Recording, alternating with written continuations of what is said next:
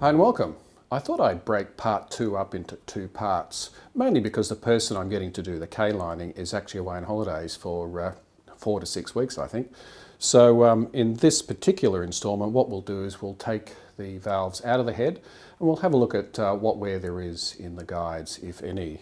I'll also show you the spark plug. It's quite interesting. The plug actually on this is the right-hand cylinder, is very oily. In fact, before I put the dyno ignition system on the bike, it would barely run after a heavy deceleration down a steep hill where you'd have high manifold vacuum, which would probably cause oil to come down the guide. I mean, I'm assuming that's the case.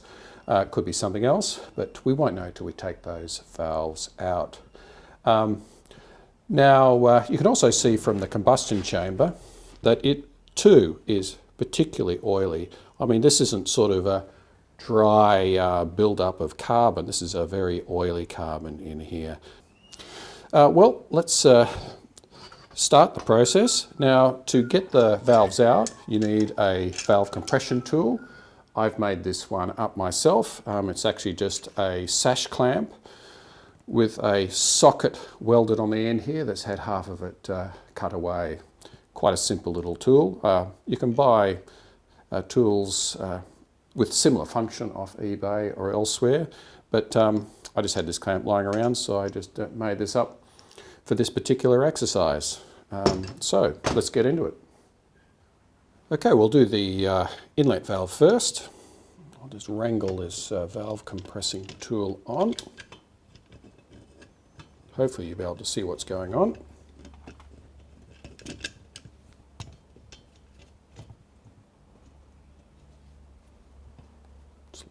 A little bit awkward trying to do this on camera, mind you, but we seem to be about right. Okay.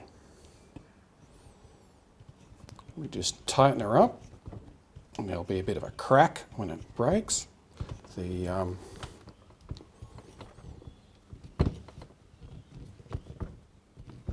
and it doesn't want it to crack.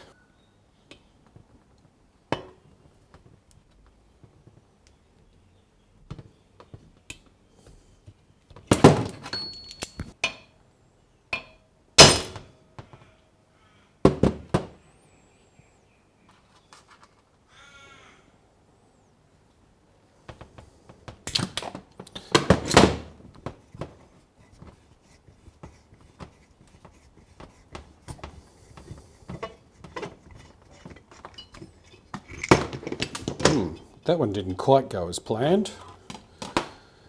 Collets disappeared into oblivion. It was actually really quite stuck.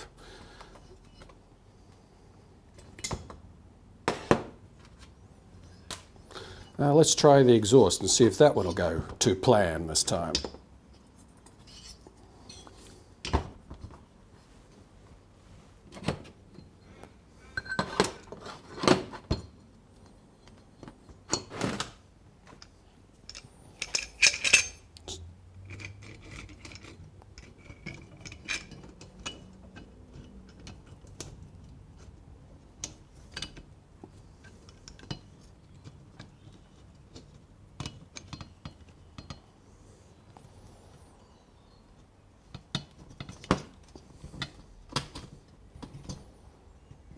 Just give that a bit of a tap.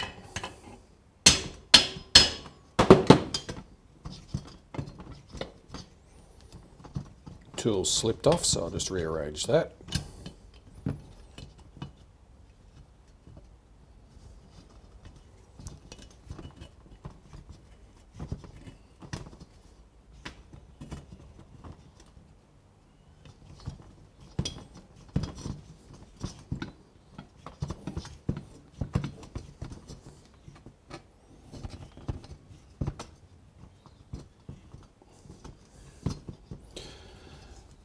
Now I'll just flick those collets out if we've got enough space in there yet.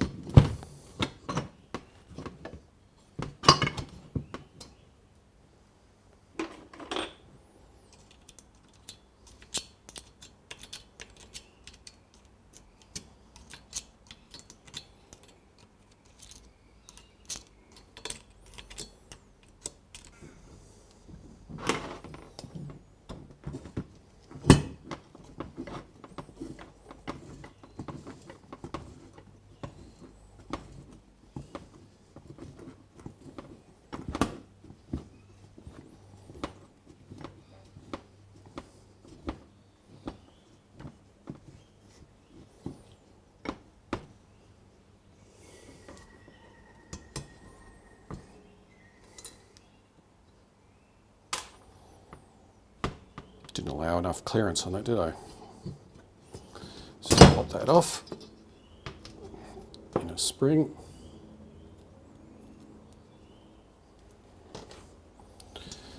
And we'll just take that valve out.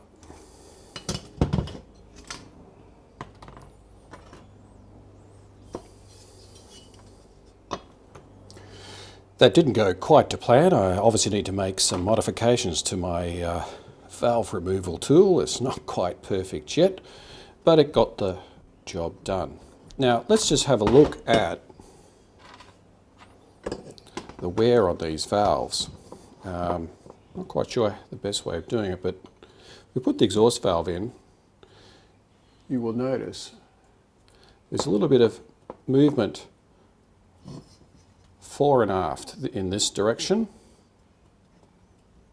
It's moving at that point, which is where the valve would be open, close, nearly, probably a millimetre, whereas there's a lot less sideways movement.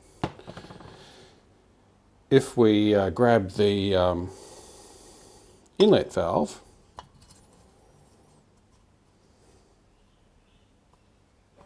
it's pretty much the same. There's a fair bit of forward and aft movement there, but very little sideways movement.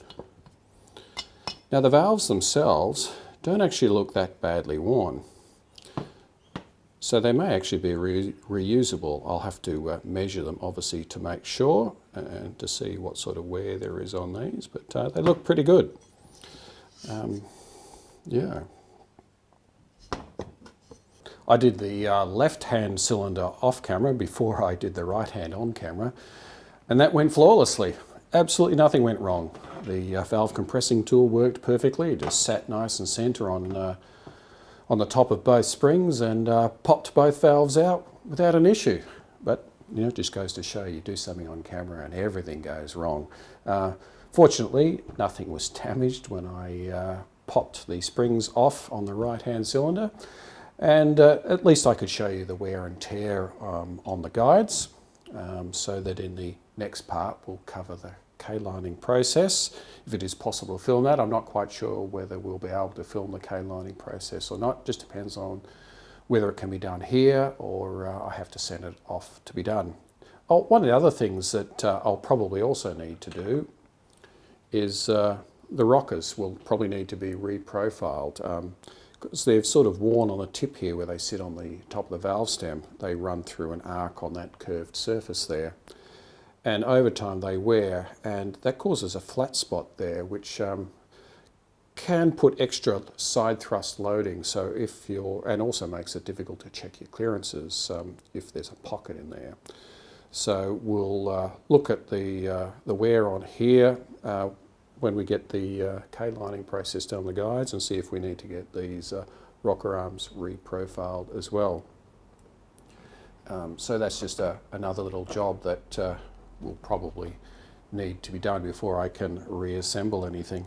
Well, that's about all there is to this part 2A video, and I'll see you again in part 2B, hopefully when we do the K-lining process. If not, we'll probably just cover the piston, rings and bore on both left and right cylinders and see what they are in the next part. It really just depends on whether we can do the K-lining process here or not.